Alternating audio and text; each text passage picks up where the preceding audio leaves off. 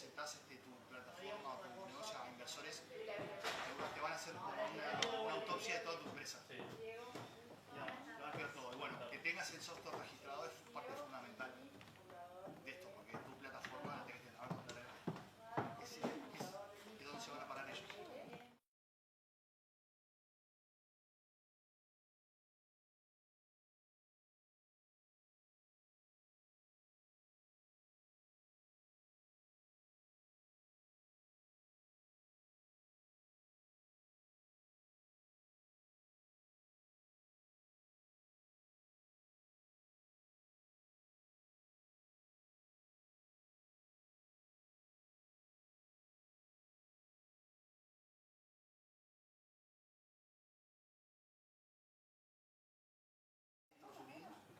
Es dueña de sociedades anónimas, una peluca en Uruguay, que tienen eso. Sí, está como llevando el departamento. Por acá, ¿viste? Ya se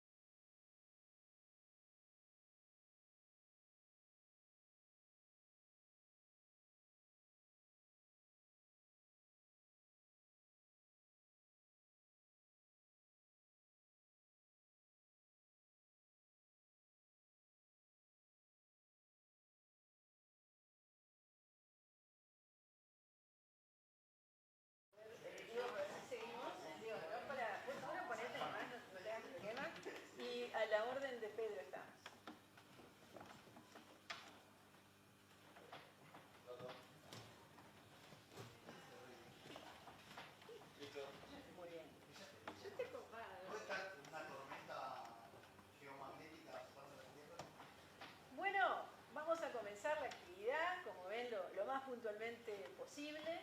Buenas tardes, es un gusto encontrarnos para otra actividad relacionada con temas de propiedad intelectual. Muchas gracias por hablar, se me acordó del micrófono.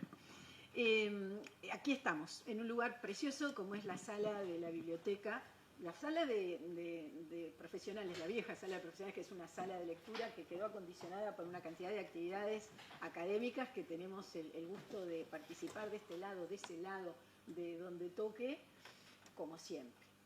Y estamos para hablar de un tema puntual, un tema moderno, de una reforma, para hablar con los participantes, con quienes nos están siguiendo por Zoom, con quienes nos están siguiendo por el... Bueno, acá tenemos un saludo de Virginia Abado que está por el chat diciendo que no pudo venir. Virginia, estás igual porque estás online. Y decía, y bueno, los quienes están siguiendo por YouTube y quienes nos van a seguir después, porque la ventaja de este tipo de actividades es que esto queda y bueno, y así estaremos respondiendo. Antes, y muy brevemente, de comenzar lo que todos quieren hacer, que es escuchar a nuestro selecto panel de expertos en el nuevo registro de software desde sus distintas ópticas, bueno, es ineludible por el día que es y el lugar que estamos, recordar que hoy es 23 de abril, Día Internacional, Día Mundial del Libro y del Derecho de Autor, un día fijado, establecido por la UNESCO en 1995, sobre la base de una coincidencia interesante de impacto cultural, como es el fallecimiento el mismo día de William Shakespeare, Cervantes, estamos hablando de 1616, y del Inca Garcilaso de la Vega, ¿no? Y en realidad, si bien desde el 95 comenzó el recordatorio de este año, cierto es y hay que reconocer que desde 1926 es que en Cataluña se celebra esto del libro, este día, con una tradición muy peculiar. Y ya vemos que el año que viene van a ser 100 años. Es decir, que de ese antecedente histórico de esto que hoy celebramos en el mundo entero. La UNESCO agrega toda la temática de derecho de autor a la promoción del libro porque van de la mano, porque sin autores no hay libro. Y el autor trabaja para que existan las obras. Entonces hay todo un círculo de creatividad, tiempo, esfuerzo, trabajo, economía, y nosotros que disfrutamos, bueno, algunos escribimos también, pero que disfrutamos sobre todo del trabajo en los libros. Esto es de UNESCO, no podemos dejar de mencionar que la otra entidad internacional involucrada en estos temas de propiedad intelectual es la OMPI, que el 26 de abril también tiene un día mundial, en este caso de la propiedad intelectual. Este año el leitmotiv tiene que ver con la música. Y bueno, la OMPI en realidad no es que se quiso acercar al 23 de abril, es que el 26 de abril es el día de suscripción del Tratado Mundial Constitutivo de la OMPI, así que quedaron festejos de nuestra temática juntos en el mes de abril. Todos estos esfuerzos de entidades internacionales, de los países para la promoción del libro y el derecho de autor y en definitiva la cultura, no serían nada sin la sociedad, que debe respetar y reconocer este tipo de trabajos, sin los autores. ¿Y qué viene ahora? Acá viene que el libro ya no es solamente ese soporte físico, el libro hoy también es el soporte digital, y hoy el libro tiene una serie de dimensiones que hace que, si hablamos de software, que es el tema central, estemos muy cerca del libro. En realidad no es decir, bueno, es una obra protegida y nada más. Estamos hablando de un soporte tecnológico que hoy encierra el concepto libro. El mismo concepto libro, solo que en otro soporte que viene desde la época del papiro, desde la época del pergamino. Bien, entonces vamos a ver el tema concreto de hoy. Una innovación de gestión sobre cambios de registro provocó un cambio que es muy relevante para la parte operativa nacional. El tema software es muy importante en nuestro país como área de desarrollo por el trabajo que da, por cómo nuestros autores de software y los productores que trabajan en los aspectos empresariales lo han colocado y jerarquizado como un producto nacional que yo no sé cuándo podemos decir que también es un producto tradicional, no sé, miro al integrante más específico de la temática, pero yo sostengo que estamos esperando en algún momento que también va a ser un producto tradicional como todos los de siempre de nuestro país. Y ya vamos a comenzar escuchando lo que nos tienen que decir los quienes nos acompañan. Los voy a presentar uno a uno a medida que hablen los minutos correspondientes. Y luego, en caso que haya preguntas, están todos a la orden, estaremos todos para contestar. Procuraremos recoger las preguntas en YouTube. Ahora ingresaremos y, bueno, las que haya por el chat también estaremos levantando. En primer lugar, vamos a escuchar al doctor Néstor Méndez. Nosotros, los que nos estén escuchando de la propiedad intelectual van a decir, ¿quién no conoce a Néstor Méndez? En los últimos años ha participado sí, todos estamos haciendo así, en cantidad de actividades por su expertise en gestión de temas de propiedad intelectual, expertise en propiedad intelectual. En definitiva, él es abogado del área de asuntos jurídicos de la Dirección Nacional de la Propiedad Industrial, y precisamente como este cambio de erradicación de lo que es el registro en materia de software llevó para la tienda tradicionalmente industrial, por distintas razones y todo esto que vamos a escuchar, acá lo tenemos. Néstor, adelante. Gracias, Beatriz, porque el tiempo es tirano, siempre voy a ir directo al punto, un poco lo que comentabas. Esta modificación se materializa en la última ley de rendición de cuentas de la gestión pasada, en la 20.212. En su momento nace de una inquietud que se le expresó a la dirección de la época en contactos con actores relevantes del sistema de software del país. En cuanto, no solo, como decías, que el software es una industria, es un sector que es particularmente importante para el país en términos de PBI, creo que la estadística era 4% de PBI que estaba manejando en su momento en términos de exportaciones, y se planteó en parte por una cuestión impositiva del sector, que es una preocupación natural porque básicamente el registro es un registro facultativo, como sabemos todos, pero bueno. Lo que se planteó fue buscar formas de facilitarlo, considerando que la estructura que había en la Biblioteca Nacional para el sector no tenía el dinamismo que se esperaba, digamos, o que el sector demandaba en términos de infraestructura de presentación, sistemas de presentación online, etcétera, etcétera. Se le plantea esa inquietud a la dirección de la época y se plantea como una posibilidad hacer esta modificación normativa que se termina materializando en la ley de rendición de cuentas.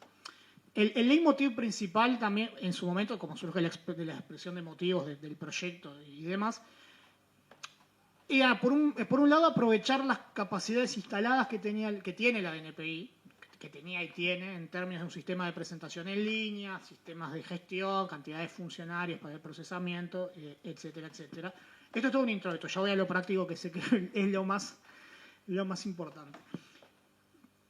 Y aprovechar toda esa estructura y, y en definitiva facilitarlo con algunas modificaciones que va a haber que hacer, y también buscando que la transición fuera de lo más, digamos, fluida y suave, digamos, y no generar inconvenientes al sector. Por eso, además, en su momento se opta por hacer una modificación de la ley de derecho de autor para no meterse en el tema impositivo, que ya hacía mención a los registros de acuerdo a la normativa sobre propiedad intelectual, y no se buscaba generar una distorsión en la operativa del sector. Por eso, de hecho, la ley prevé que se haga la migración de lo existente a la base de datos de la DNPI, que esto ya es más técnico porque tiene un espacio en el data center de Antel con un tier 3 de seguridad, etcétera, etcétera, que esto un poco me excede a mí en lo técnico, pero bueno, uno lo va aprendiendo. La modificación termina siendo la que sale a la ley de rendición de cuentas, que quedaba sujeta a la redacción de un decreto reglamentario que iba a terminar de instrumentar el pasaje y cómo se iba a regir el nuevo registro. El decreto no presenta mayores inconvenientes en cuanto a su lectura, pero hay algunos puntos capaz que para comentar. Obviamente, la primera referencia del decreto en términos de registro es lo que menciona la propia ley de derecho de autor. Básicamente lo que se registra son programas de ordenador, fuente u objeto, compilaciones de datos que por la disposición original, etcétera, no voy a repetir eso, es más tu metida, Beatriz, pero no lo voy a andar repitiendo, y los algoritmos ordenados de tal forma que puedan ser usados por un dispositivo automático de procesamiento, etcétera. Y se abrió la posibilidad en el decreto, o en la ley, ahora ya no me acuerdo de que sea, incluyeran a futuro otras cuestiones que pudieran ser relevantes, porque en el intermedio de que sale la rendición de cuentas y se empieza a trabajar en el decreto, que se somete a consulta pública, se reciben comentarios, se habla con el sector, surge ChatGPT y cambió todo el panorama. Y en definitiva, bueno, es siempre una discusión en la práctica de no deja de ser software. Es una cuestión, a los efectos de la clasificación que está planteando además la ley de derecho de autor, que nos pasa en la práctica de quiero registrarlo, ¿cómo lo categorizo? Es un programa ordenador, es un software. No, pero es una aplicación para celular, pero es un software. Pero es una plataforma, es un software. Es un programa ordenador, no es otra cosa.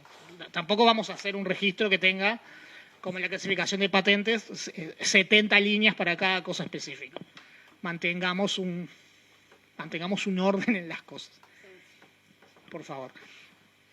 Lo que se planteó también fue, obviamente, una de las figuras centrales va a ser el productor,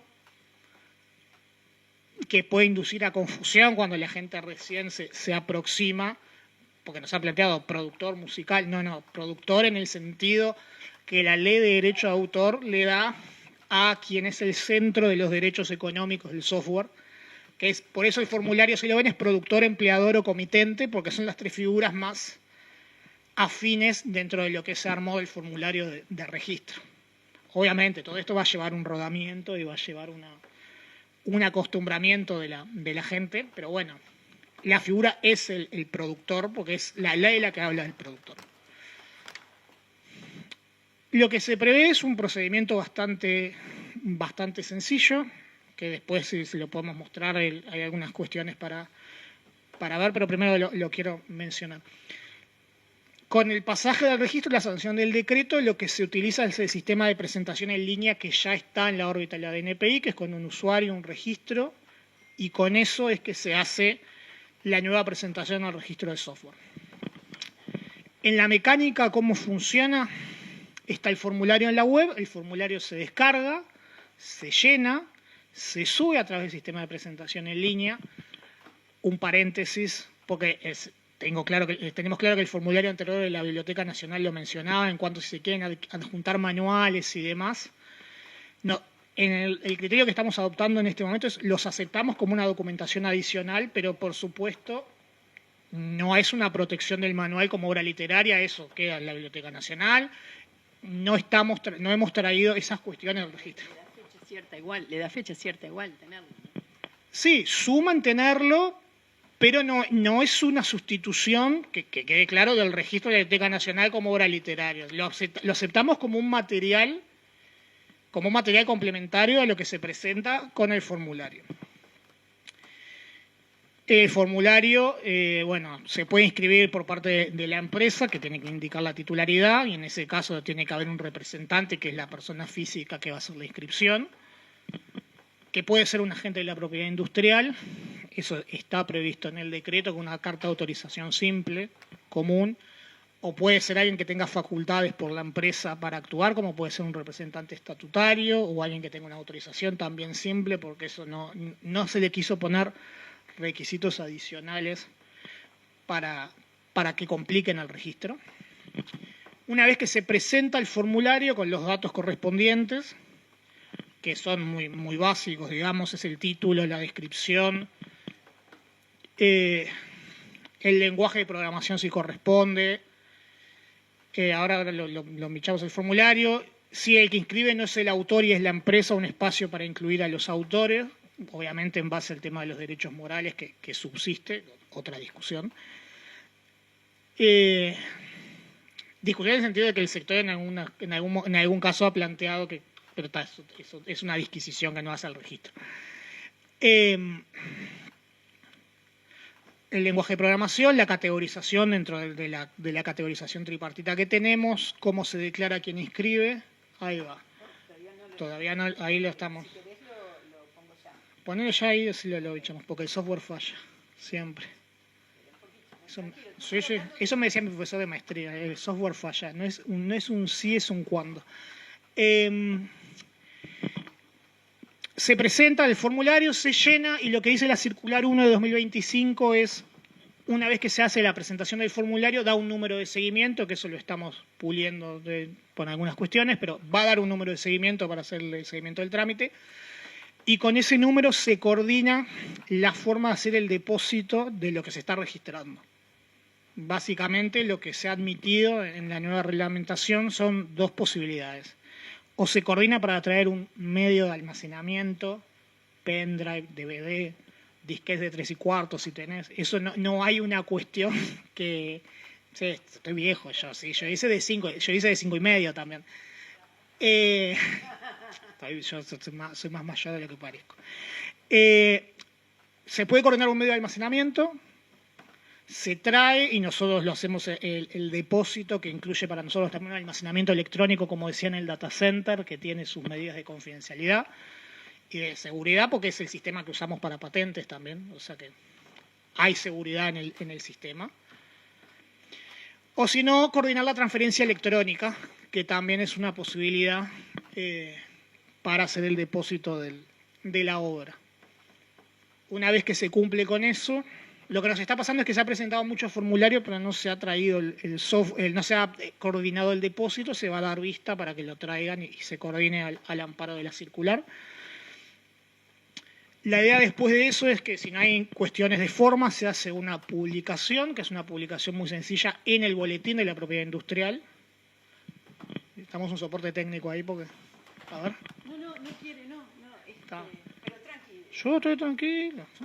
Lo mío es la tranquilidad. Esto no lo teníamos. No. Eso fue un tema mío. Asumo la culpa. El Zoom no quiere hacer un share con lo que sale en internet. Pero, Por eso, ya entendió. no. Acá, porque acá es Cayusa Telch. Lo tengo acá. Esto es lo que quiero ver. Hago share. A ver. ¿Me salen otras opciones? Sí, por eso. Acá hay... No, fíjate que no está en Advanced. Está como separado. Este es el computador de la facultad, por eso... No, todo es posible, entonces. No, es otro... No sé. Es otro mundo. ¿Será un share ahí chiquito? Porque está en un escritorio remoto. Porque, claro, es otro tema. Es otra cuestión.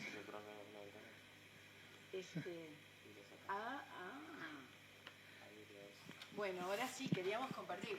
La ventaja de tener soporte es todo. La gente de Zoom lo ve, a la gente que está acá y YouTube les pide un esfuerzo a la imaginación, o sus celulares. Sería preferencia sus celulares. Si ustedes van a la página del Ministerio, al área de marcas y patentes, van a ver, los celulares está mucho más sencillo la parte de porque la página es responsiva, se adapta al celular. No, ahí no lo van a ver, no. Hay un área dedicada al registro de software donde van a ver varias cajas, que básicamente, para los que nos escuchan, es una caja de presentación, que es un link al sistema de presentación en línea, incluido el registro de usuario. Esa misma. Ahí va. Sí, cliqueo para que lo vea la gente de Zoom, pero es básicamente que no se me caiga ahora la página. No, yo nunca... No. Bueno, perdón. Puede fallar. No depende de nosotros. A veces pasa. Sí. Pero bueno. Pero esto es... Está. Voy para atrás porque es más nuestro que otra cosa. Puede ser que esté el radar. La caja de presentación es la caja que lleva al sistema de presentación en línea, que es donde se entra no solo para presentar, sino también para registrarse y tener un usuario. Los formularios, sí. Ahí va. Ese sí, ¿viste? El radar. Alguno anda. Baja ahí y van a ver que hay... Porque esto fue una cosa que... Bueno, voy a hacer la aclaración. Cuando salió la normativa, los formularios... O sea, salió sobre el cambio de gestión. Y hubo una consulta en cuanto a los formularios de transferencia. y los formularios de transferencia ya están en la página y si cumplen y necesitan lo que se cree son las transferencias, porque es lo que dice la normativa, no las licencias. Si creamos las licencias de software nos podemos volver locos. Si por cada licencia de software vamos a estar escribiendo un formulario, no es práctico. Pero sí las transferencias, y hay un formulario de transferencias generado en la página que tiene que cumplir básicamente para acreditar la transferencia con ese requisito y que tiene que tener firmas certificadas. En formularios lo estamos viendo. Solicitud y abajo transferencia. En la parte... no, tienes que entrar en formularios. Sigamos bajando. Yo luego voy a poner, cuando quede YouTube en la... El link, sí. Le voy a poner todos los links, así queda... ¿Está? Ah, Bárbaro, sí, yo le pasé. Gracias. Soporte completo. Está, como pueden, la gente de Zoom, como puede ver, ahí está el formulario de registro. Y yo igual estoy grabando el Zoom. Básicamente los datos, cómo se declara. Está. Está. Como decía, los campos de cómo se declara el solicitante es autor, coautor, cesionario, cedente, empleador, productor o comitente, que son los campos. Obviamente esto es una primera versión, puede estar sujeto a alguna modificación eventual. En definitiva se le asigna a la... No, esto sí puede andar. Ahí va. No, tranqui. Si hay información adicional se puede indicar en una hoja aparte, pero tiene que ser todo en un solo PDF, obviamente. Los datos de la obra, que es básicamente lo que se va a terminar publicando, es la denominación o título, la clasificación, como decía, dentro de esta clasificación tripartita que se toma en base a la ley de derecho de autor. Como ven, la nota al pie hace una referencia al artículo de la ley del decreto, que es el 39/2025, que es el que regula cada registro. ¿Cómo estoy de tiempo? ¿Me dejas hablar? Puedo estar 2 horas. Bueno, Vamos a empezar redondeando. Breve descripción y, bueno, lenguaje de programación y los sistemas operativos. Y los datos que sean en característica de los ejemplares depositados, es si se va a hacer transferencia electrónica o si se va a traer el medio de almacenamiento. Lugar y fecha de publicación es lo habitual, teniendo en cuenta la ley, la normativa autoral. Los datos del representante si corresponde, que puede ser un agente perfectamente, una firma y una aclaración. El formulario es bastante sencillo, no tiene mucho misterio. Como decía, después de que se pasa el examen de forma, lo que se hace la publicación en el boletín de la propiedad industrial con los datos que dice el decreto, que es básicamente título, descripción y el tipo de clasificación y los datos del solicitante. Se espera un plazo por si hay alguna oposición y después ya se emitiría la resolución de concesión. Y básicamente con eso quedaría finiquitado el procedimiento. Estamos viendo si después de la resolución se va a emitir un documento adicional como un certificado de eso. Estamos terminando de verlo. Estaba previsto, pero bueno, estamos un poco en la evaluación incluso de si es necesario o no, pero bueno. En definitiva va a dar un número y el número de seguimiento que después lo van a poder ver en la base pública para seguir el trámite, que ya está disponible esa funcionalidad, es a través del número de seguimiento que les da el sistema después de que se hace la inscripción.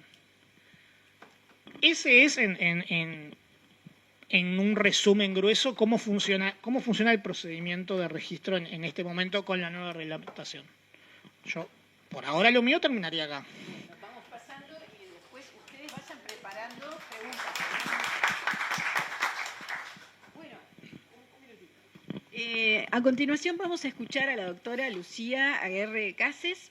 La doctora Lucía, bueno, es abogada, trabaja en Dentons, está integrada en toda la dinámica de propiedad intelectual del estudio.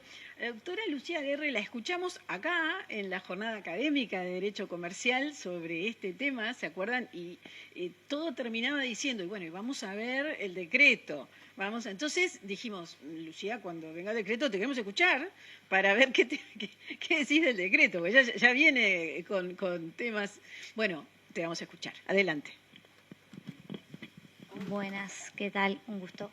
Efectivamente, en la instancia de las jornadas de Derecho Comercial no teníamos el decreto final, teníamos un proyecto de decreto que se había publicado a consulta pública y que presentaba pequeñas diferencias, a mi modo de ver, el actual decreto con pequeños cambios mejora o minimiza ciertos riesgos que habíamos advertido en su momento. Lo primero que se había advertido era la falta de mención a los titulares del derecho a autor que no sean autores o productores de la obra. El decreto menciona al solicitante autor o productor. El decreto se mantiene igual en esa instancia, pero es verdad que, como comentaba Néstor, el formulario menciona a cedentes, cesionarios, amparando las figuras porque, como bien se sabe, el autor y el titular de los derechos de autor muchas veces no coinciden la misma persona y al fin y al cabo lo importante es que quien lo registre sea su efectivo titular. Eso se soluciona con el formulario. La segunda apreciación que nosotros habíamos realizado era el tema del proceso de oposición, anulación y reivindicaciones. Nosotros veíamos cierta incidencia quizá de lo que es el decreto que regula el registro de marcas en el decreto que regula el actual registro de software, y veíamos con cierto miedo o cierto riesgo justamente por las diferencias que se tienen que tener presentes detrás de las diferencias de principio que hay entre lo que es una marca, una patente protegida por derechos de propiedad industrial y lo que es el software, que sigue siendo protegido por los derechos de autor, que presenta de fondo muchas diferencias a lo que quizá la DNPI está acostumbrada, que son derechos de propiedad industrial. Justamente lo que comentábamos es que se prevía acciones de oposición a solicitudes de registro de software, acciones de anulación a registros ya concedidos y acciones de reivindicación en aquellos casos donde quien solicitara el registro o quien hubiese obtenido el registro de un software no sea su efectivo titular. Respecto a la acción de reivindicación, mucho problema no veíamos de que se aplique porque en definitiva la información pública, la información que se publica en el boletín es el título de la obra, el nombre del autor y demás, y eventualmente quien haya creado un software y vea que se está registrando quizá con el mismo nombre o por un empleado, un software el software que en realidad le pertenece, podría presentar sin problema y fundamentar sin problema una acción de reivindicación. El problema que le veíamos es qué quedaba, o sea, cómo se podría llegar a fundamentar una acción de oposición o una acción de anulación, cuando en realidad, a diferencia de lo que sucede con la ley de marcas, la ley de derecho de autor no establece prohibiciones. En el caso de las marcas, por ejemplo, a modo de comparativa, la ley establece un montón de prohibiciones en función de las cuales uno puede fundamentar una oposición o una acción de anulación frente a una marca que violente la ley o vulnere lo dispuesto por la ley. En caso de la ley de derecho de autor, el único requisito para que una creación se considere una obra protegida por derecho de autor es que sea original. Y ahí entramos en un tema que es súper complejo porque está en todo el tema de los criterios subjetivos y objetivos de la originalidad, justamente en temas de software, que es una creación intelectual, pero quizá no tan artística como el resto de las creaciones protegidas por derechos de autor. El tema de la originalidad subjetiva se diluye un poco y la originalidad pasaría a ser más como una originalidad o como la novedad en las patentes, es decir, si hay un código fuente, y me refiero no al código objeto, sino al código fuente, porque el código fuente al fin y al cabo es la creación intelectual de una persona, de un humano. El código objeto si se quiere, sería una creación de una máquina y por lo tanto no es protegible. Entonces, si el código fuente, que es la creación intelectual del humano, es lo que debe ser original, para fundamentar una acción de oposición o una acción de anulación que solamente puede fundarse en la falta o no de originalidad, nos quedaba la duda de cómo esto se podrá plasmar en la práctica, cómo yo fundamento que me voy a oponer a un software si al fin y al cabo de lo que surge de la publicación no sé si ese código fuente es igual al mío o no. Y ahí creo que el decreto mejora, no soluciona el problema porque es imposible publicar la confidencialidad está por encima de esto y no decimos que tenga que dejar de existir ni mucho menos, porque eso desincentivaría totalmente el registro de software, pero el decreto mejora en el sentido de que incorpora la breve descripción de la obra como que no estaba en el proyecto de decreto como algo publicable. Es verdad que la breve descripción de la obra a nosotros no nos permite dilucidar si se vulneró o no se vulneró el código fuente, pero al menos nos da elementos para cumplir con el requisito de la ley del decreto, que era fundamentar la oposición y la anulación. O sea, tiene que estar fundamentado en algo, al menos nos da un pie para poder hacerlo. Eventualmente, obviamente, si la acción se entendiera fundada, al menos sumariamente, será la DNPI quien resuelva, levantando la confidencialidad y evaluando todo lo que integra el software, si al fin y al cabo hay una originalidad o no del mismo. Por lo tanto, consideramos que eso es sumamente correcto y también incorpora a la DNPI un factor importante en este decreto, que es la posibilidad de la DNPI de rechazar las oposiciones manifiestamente infundadas. Que esto es, digo, como si fuera... Sí.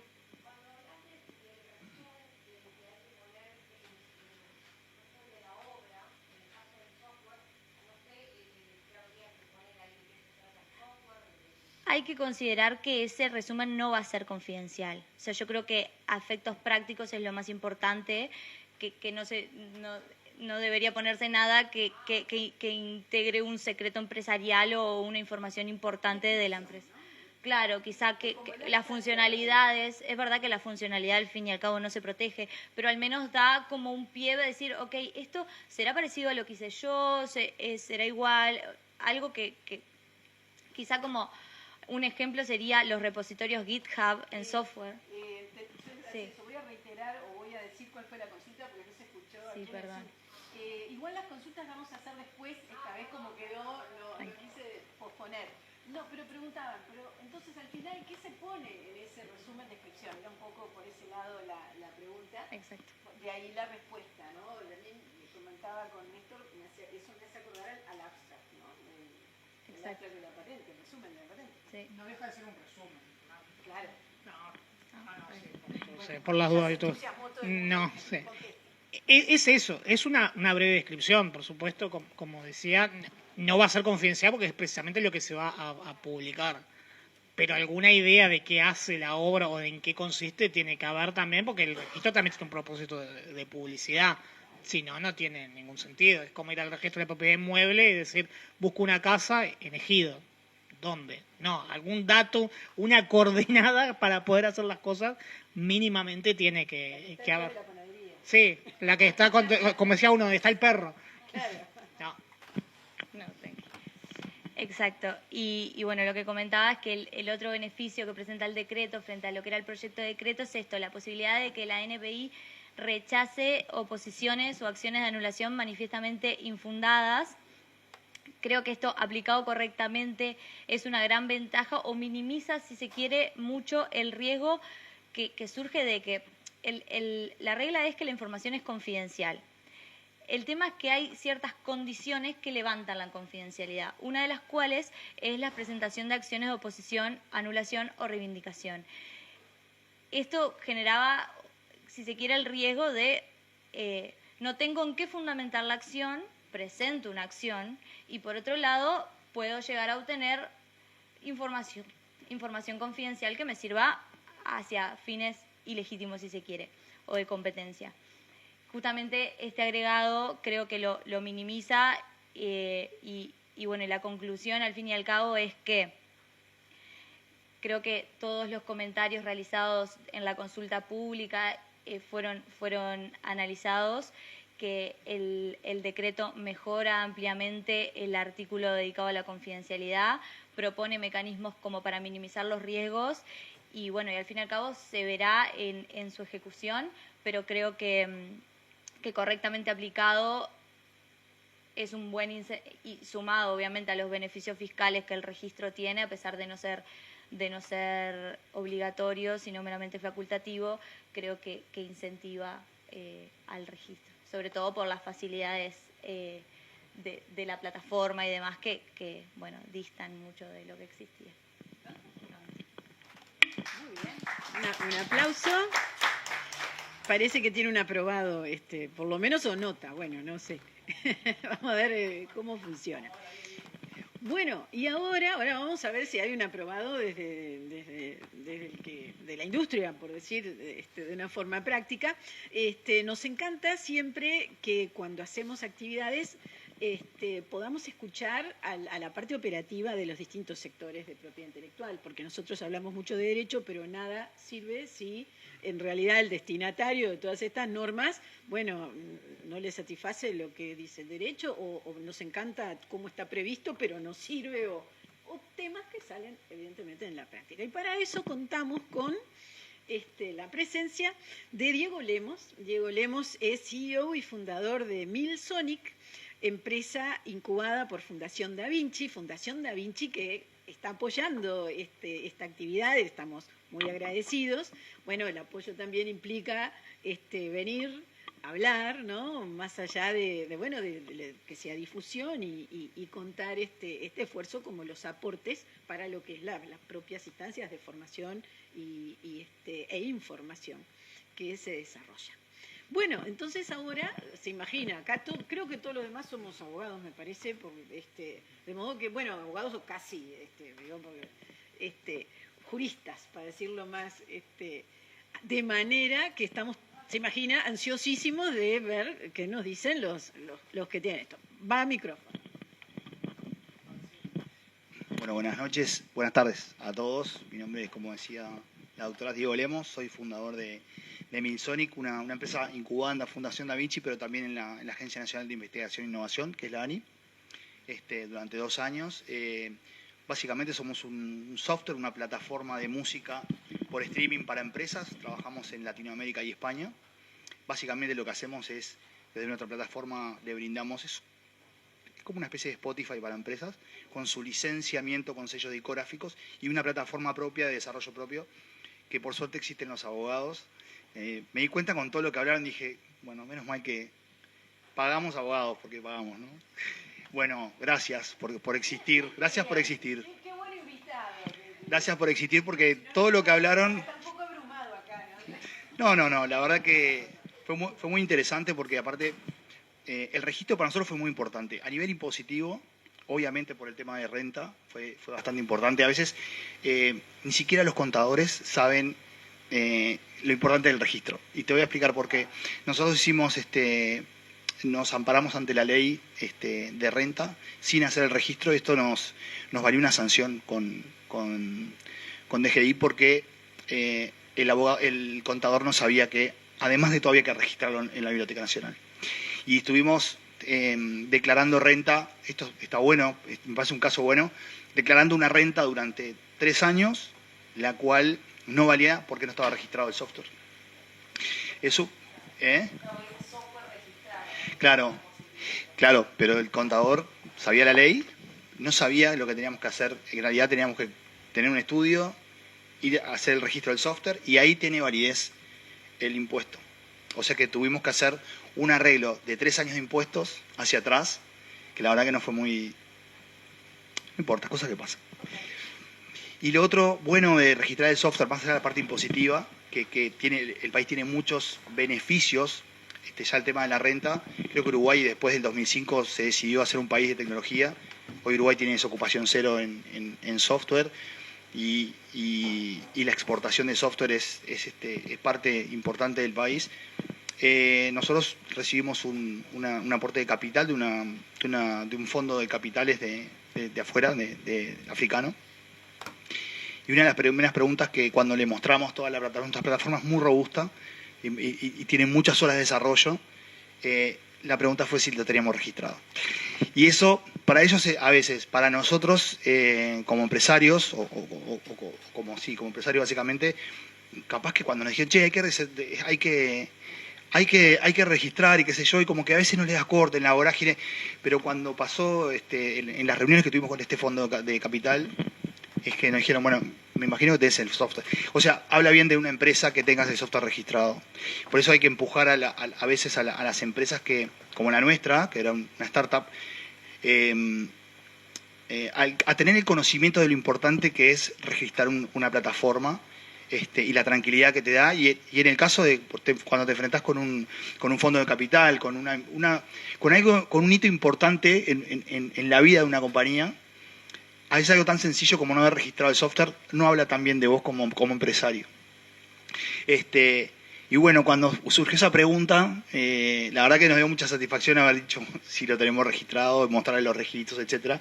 Más allá que es un mero acto administrativo, como vimos recién, por suerte es sencillo.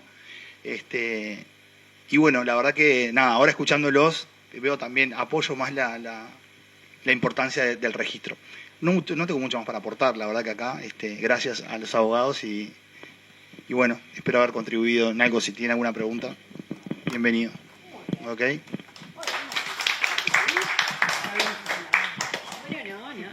Bueno, un aprobado también. Es muy interesante el comentario. Claro, hay un tema de cultura empresarial de registro, desde los que vienen y le preguntan. El tema de la DGI es otra cosa, es un tema de que haya un control de otra agencia estatal antes de llegar, ¿no? Porque en realidad, ya lo comentó Néstor antes, no es un requisito para la existencia del derecho, de ninguna manera, el registro. El registro precisamente es facultativo.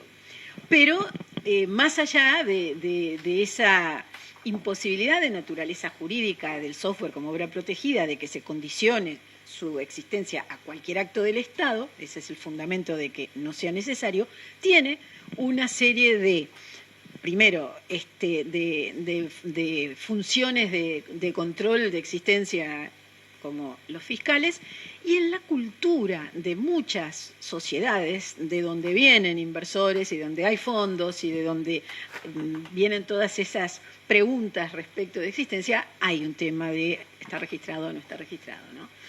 Por eso, la verdad que yo creo que hay una razón práctica, básicamente, en este traslado de una sede registrada a la otra, porque no tiene ninguna incidencia de naturaleza jurídica, pero en esa experiencia de gestión y ahora gestión informática de la NPI, simplificando los trámites, hay un aporte muy grande para la industria del software, ¿no?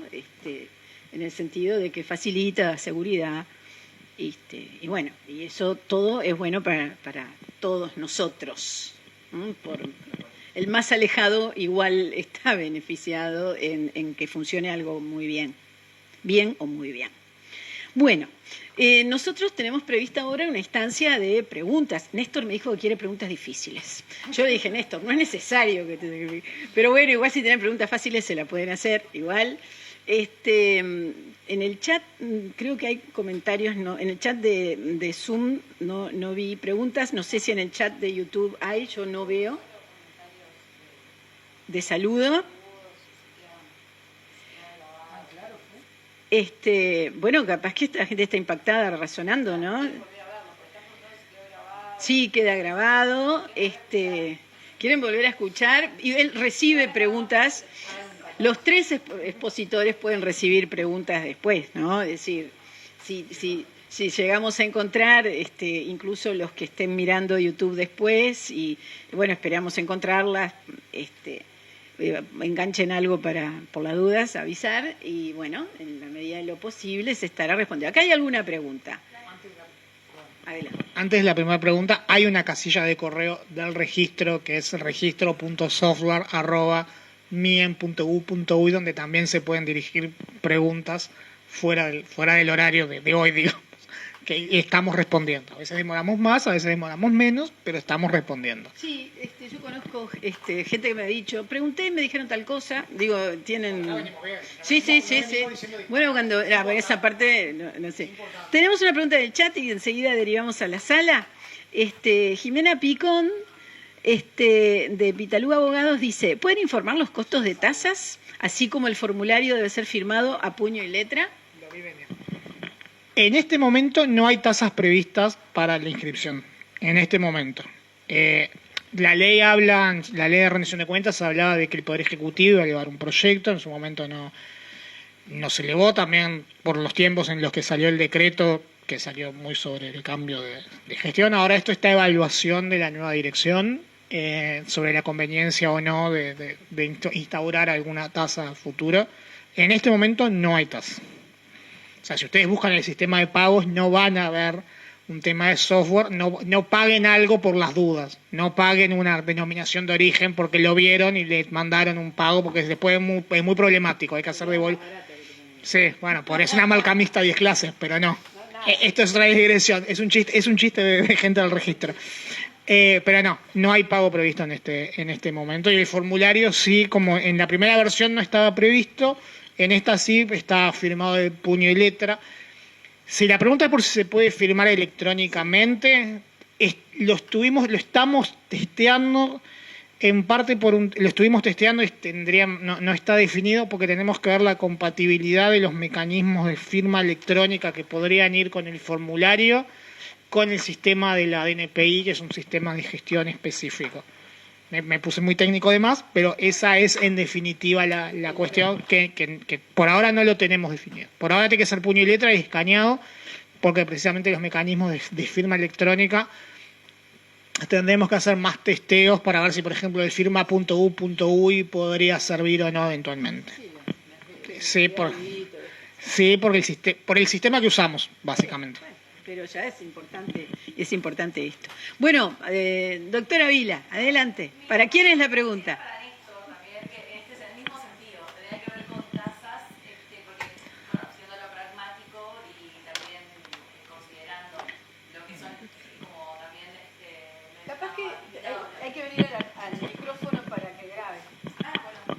Está preguntando por las tasas también, aviso. Vamos avisando que... Bueno, eso es... Buenas tardes para todos. Yo no tengo problema de agarrar mi micrófono y nos ponemos a conversar, no hay problema. No, pero un poco también teniendo en cuenta lo que decía Diego, digo, de los emprendedores y que a veces cuesta un poco comprender o tener esa dimensión de lo importante que es registrar, y eso va ligado a costos, a veces de asesoramiento legal y decir, bueno, y costos de registro. Por eso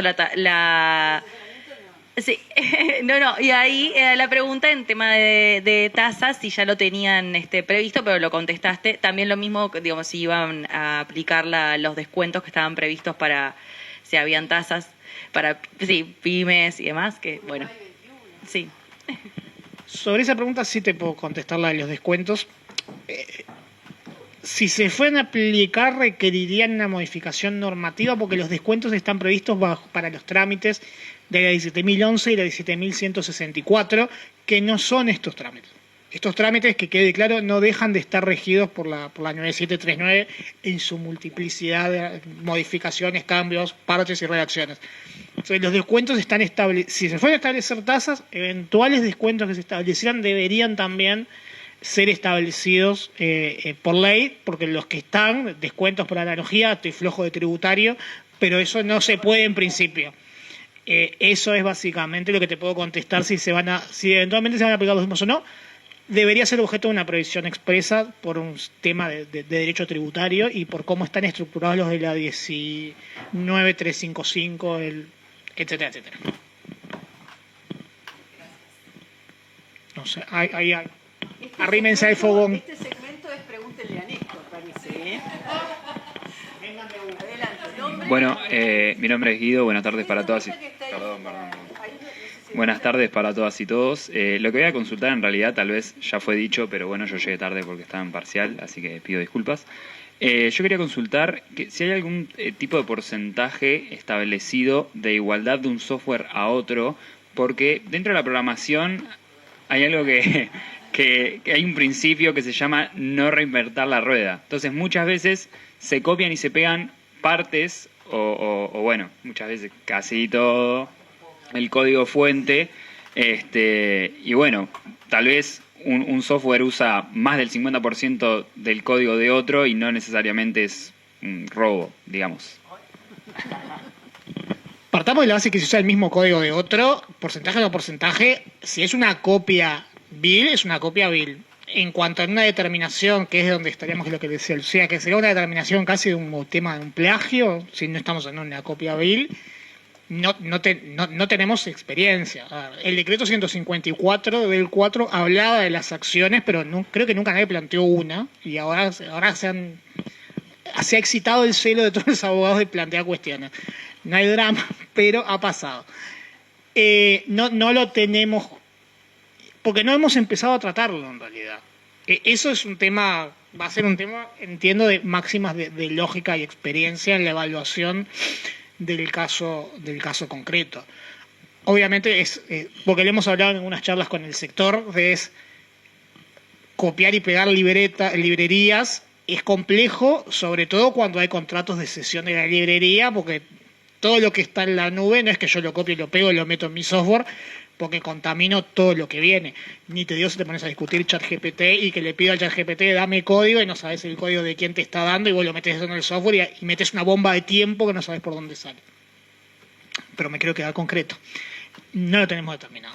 Eventualmente si se plantea una acción tendremos que ver, y obviamente partimos de la base de que no es una copia servil, de que hay un poco de pienso. Si vamos a robar, muchachos, que sea con criterio. Pero lo veremos. Y en todo caso, las decisiones de la NPI en estos temas van a quedar sujetas a revisión judicial como quedan todas las cosas de este mundo. Y eventualmente tendremos alguna jurisprudencia que nos dirá... Porque la gente arregla antes y no tenemos nada para discutir en la facultad. Irá a los nuevos juzgados letrados de lo contencioso administrativo o al TACA o andás a ver a dónde, estrenando sistema con toda la alegría del mundo y nos dirán las pautas jurisprudenciales cuáles van a ser, pero no tenemos un porcentaje de 50-40, sería muy sencillo, pero no es... Es decir, todo esto y la respuesta es no. No. Todo esto es abogado para no. Básicamente. Con respecto a tu pregunta, otra situación, son infinitas las situaciones, creo que se pueden llegar a dar.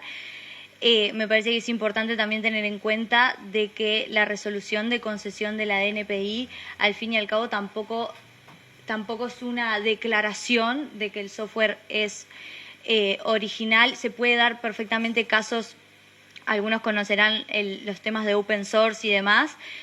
El desarrollador tiene que ser muy cuidadoso en a qué licencia está sujeta el código que está usando. Al fin y al cabo está creando obras derivadas usando códigos que están sujetos a ciertas licencias.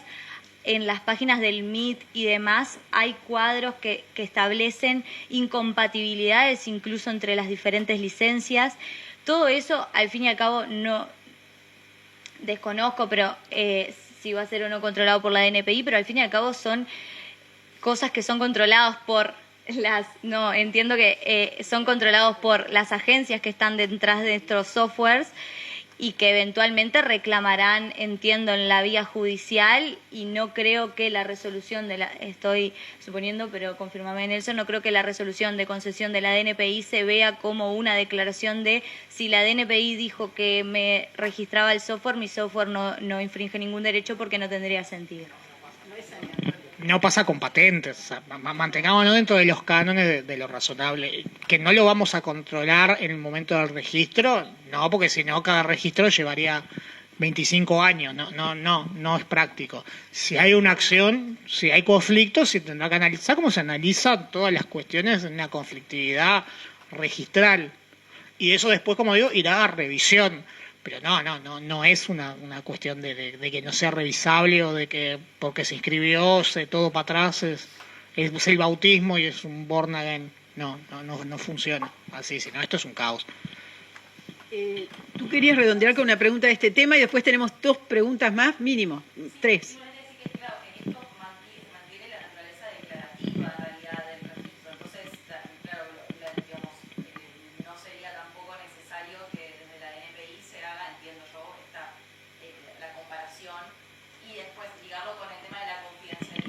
No está salvo conflicto. Es que no está previsto un examen de fondo durante el procedimiento registral, porque en su momento en el drafteado del decreto se consideró, pero dijo porque genera una distorsión y tampoco hay cómo. Entonces, en definitiva, y tampoco queríamos salirnos mucho de lo que era la normativa anterior, precisamente para que fuera una transición suave y que aterrizara bien. No íbamos a hacer un examen de fondo del software y ver si es una licencia Apache Tomcat y no sé, y empezar a buscar cosas. No.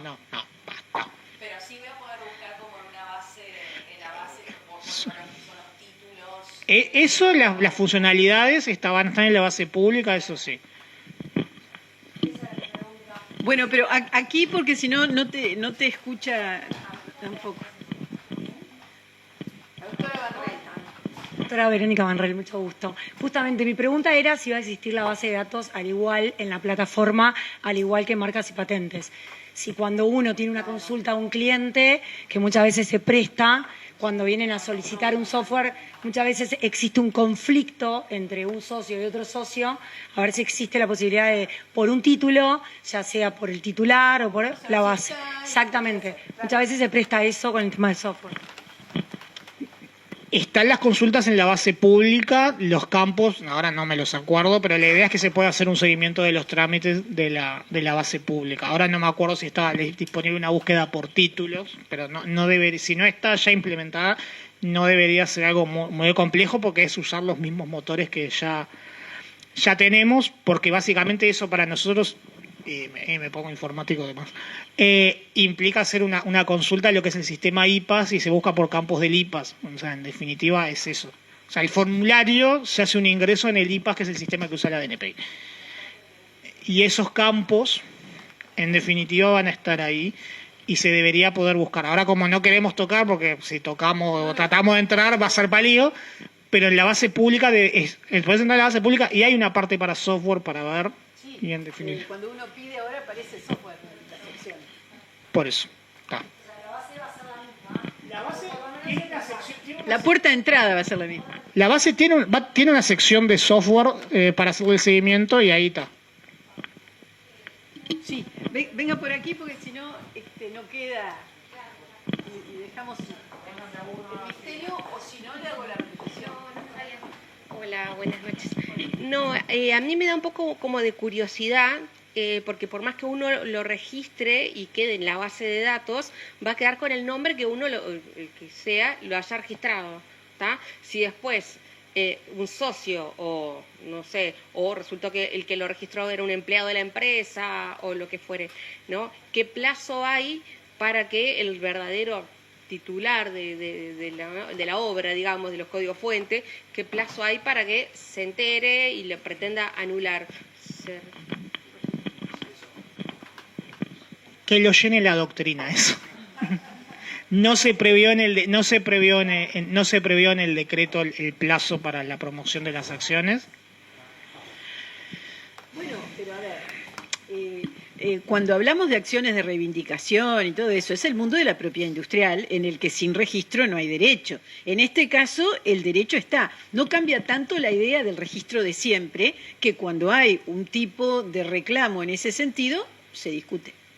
No hay ninguna norma en el mundo del derecho de autor que le diga solo tiene X plazo para reivindicar autoría.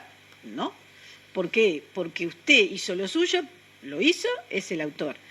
Después, ¿qué hay? Bueno, otro tipo de prescripciones, pero no son del registro, son de acciones, ¿no? Sea, bueno, eventualmente de responsabilidades, ¿no? Todo el conjunto.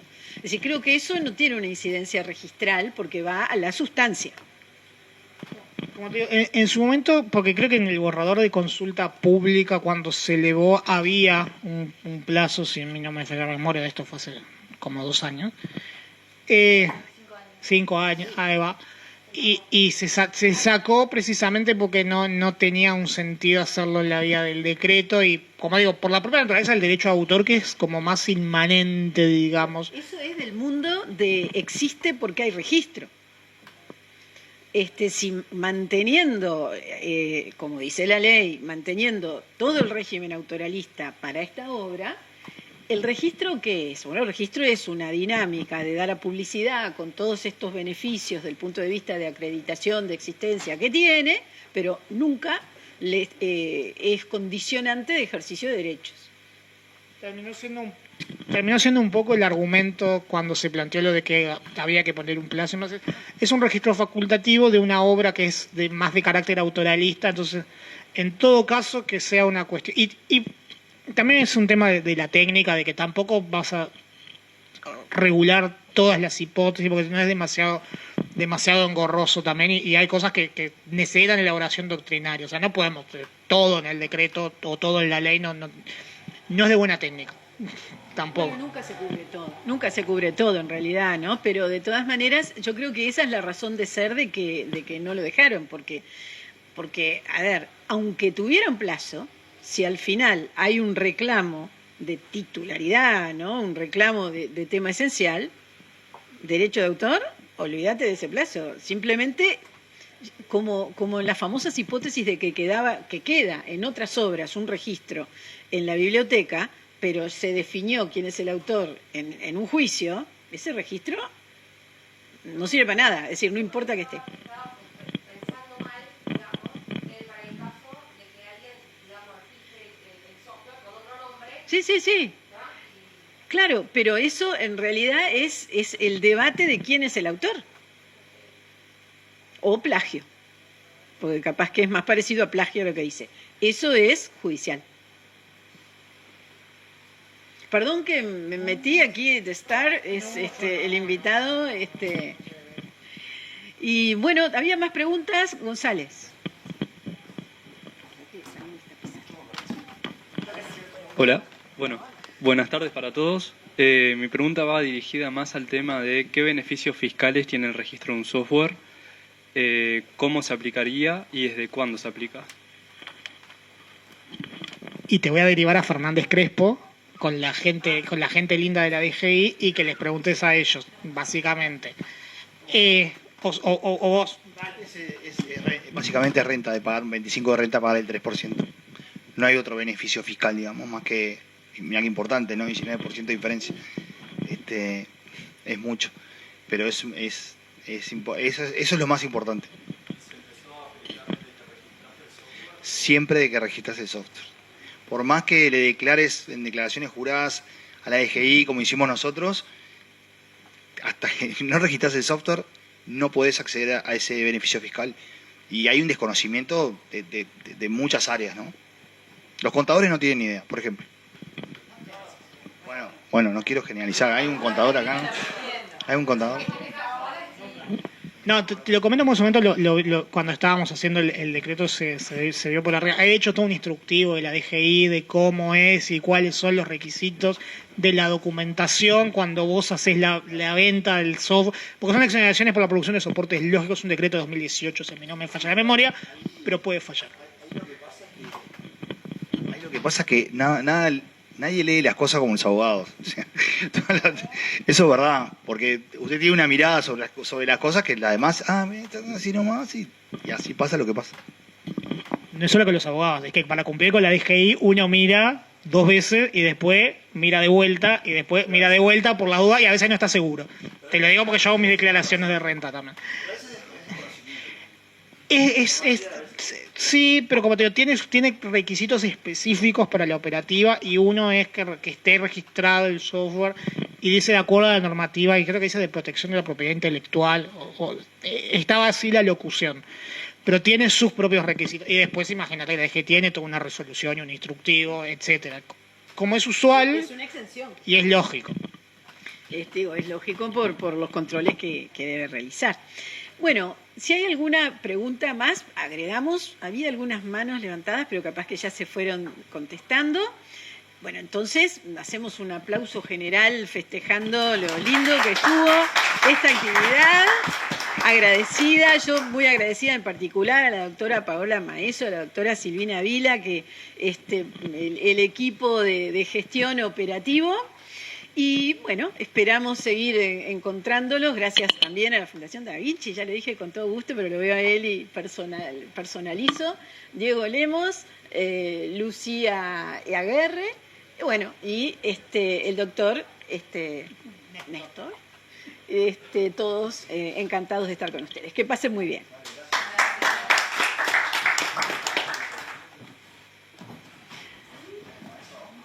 No contesté, no agradecí a la biblioteca, menos mal que hablé bien antes, me quedó.